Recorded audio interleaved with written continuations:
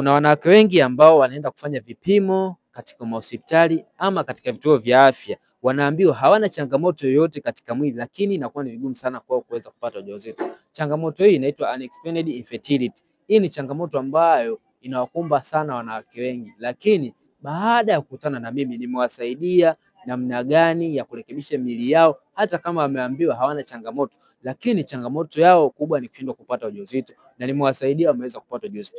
Kama ni wewe mwanamke ambaye umefanya vipimo na umeambiwa hauna changamoto yoyote katika mwili wako, lakini imekuwa ni vigumu sana kwa kuweza kupata ujauzito, nina suluhisho ambalo litakusaidia wewe kuweza kupata ujauzito. Hata kama umeambiwa hauwezi kupata ujauzito, nitakupatia program ambayo imewasaidia wanawake wengi kuweza kuitwa mama mpaka sasa wana furaha. Kumbuka safari yako ya kuwa mama inawezekana.